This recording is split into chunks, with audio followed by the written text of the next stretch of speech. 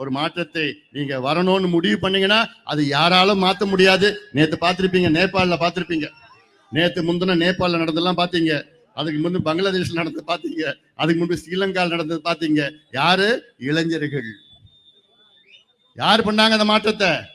இளைஞர்கள். உங்களை போன்ற இளைஞர்கள் தான் அந்த மாற்றத்தை கொண்டு வந்தார்கள். அது கொண்டு வந்த வழி வேறு, ஆனால் அந்த மாற்றம் நடந்தது காரணம் உங்களை போன்ற இளைஞர்கள். அதனால்தான் சொல்ற, தமிழ்நாட்டில் உள்ள அத்துணை இளைஞர்களும் எங்களுக்கு மாற்றம் வேண்டும். இந்த ஊழல் ஆட்சி, கொடுங்கோல் ஆட்சி, மக்கள் விரோத ஆட்சி, கஞ்சா ஆட்சி, சாராய ஆட்சி எங்களுக்கு வேண்டாம், திமுக ஆட்சி எங்களுக்கு வேண்டாம் என்று தமிழ்நாட்டில் உள்ள அனைத்து இளைஞர்களும் முடிவை எடுத்து விட்டார்கள். முடிவெடுத்து விட்டார்கள்.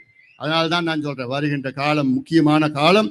அடுத்த 6 மாதம் வேகமாக பணியாற்றி ஒரு மாற்றத்தை நாம் எல்லோரும் சேர்ந்து தமிழ்நாட்டுக்கு கொண்டு வந்து தமிழ்நாட்டை காப்பாற்றுவோம், தமிழ்நாட்டு விவசாயத்தை காப்பாற்றுவோம். குறிப்பாக கடலூர் மாவட்டத்தில் உள்ள நம்ம முந்திரி விவசாயிகள், கொய்யா விவசாயிகள், பலா விவசாயிகள், அது போல நெல் விவசாயிகள், கரும்பு, அத்துணையுமே விளைச்சல், வாழை, அத்துணை விளைச்சலும் இந்த மாவட்டத்தில் அவ்வளோ இருக்கு.